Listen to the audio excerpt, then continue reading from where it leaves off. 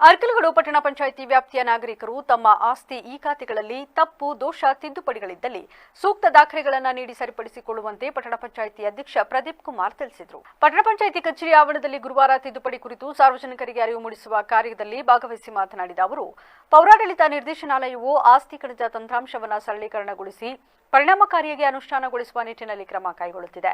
ಈಗಾಗಲೇ ಈ ಆಸ್ತಿ ಖಾತೆಗಳನ್ನು ಹೊಂದಿರುವವರು ತಮ್ಮ ಈ ಖಾತೆ ಪ್ರತಿಗಳಲ್ಲಿ ದೋಷ, ತಪ್ಪುಗಳು, ತಿದ್ದುಪಡಿಗಳಿದ್ದಲ್ಲಿ ಸ್ವತ್ತಿನ ಮತ್ತು ಮಾಲೀಕರ ಭಾವಚಿತ್ರ, ಗುರುತು ಪತ್ರ, ಆಧಾರ್, ಪಾನ್ ಕಾರ್ಡ್, ಕಂದಾಯ ಪಾವತಿ ರಶೀದಿ, ವಿದ್ಯುತ್ ಬಿಲ್, ನೀರಿನ ಬಿಲ್ ಮುಂತಾದ ದಾಖಲೆಗಳ ಪ್ರಗತಿಯೊಂದಿಗೆ ಪಟ್ಟಣ ಪಂಚಾಯಿತಿ ಕಚೇರಿಗೆ ಫೆಬ್ರವರಿ 25ರೊಳಗೆ ಅರ್ಜಿ ಸಲ್ಲಿಸಿದಲ್ಲಿ ಸರಿಪಡಿಸಿಕೊಳ್ಳಲಾಗುವುದು.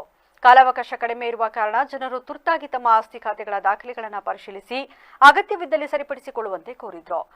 ಮೂಲಕ ಈ ಖಾತೆ ನೀಡುವ ಪ್ರಾಮಾಣಿತ ಕಾರ್ಯವಿಧಾನ ರಾಜ್ಯದ ನಗರ ಸ್ಥಳೀಯ ಸಂಸ್ಥೆಗಳ ವ್ಯಾಪ್ತಿಯಲ್ಲಿ ಈ ಖಾತೆ ಪಡೆಯಲು ಬಾಕಿ ಇರುವ ಎಲ್ಲ ಆಸ್ತಿಗಳಿಗೆ 3 ತಿಂಗಳೊಳಗಾಗಿ ನೀಡಲು ಉದ್ದೇಶಿಸಲಾಗಿರುತ್ತದೆ. ಆದ್ದರಿಂದ ಈ ಖಾತೆ ನೀಡಲು ಅಭಿಯಾನ ಕೈಗೊಂಡು ಈ ಕೆಳಕಂಡ ಕಾರ್ಯವಿಧಾನವನ್ನು ಅನುಸರಿಸುವುದು.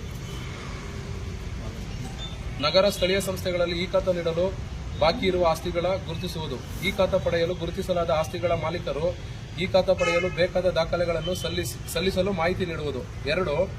ನಗರ ಸ್ಥಳೀಯ ಸಂಸ್ಥೆಗಳಲ್ಲಿ ಈ ಖಾತೆ ಪಡೆಯಲು ಮಾಹಿತಿ ನೀಡುವ ಸಲುವಾಗಿ ಸಹಾಯವಾಣಿಯನ್ನು ಸ್ಥಾಪಿಸುವುದು. ಸಹಾಯವಾಣಿಯಲ್ಲಿ ಈ ಖಾತೆ ಸಂಬಂಧಿಸಿದ ವಿಷಯದ ಕುರಿತು ಪರಿಪೂರ್ಣ ಮಾಹಿತಿ ಇರುವ ಸಿಬ್ಬಂದಿಯನ್ನು ಸಹಾಯವಾಣಿಗೆ ನೇಮಕ ಮಾಡುವುದು.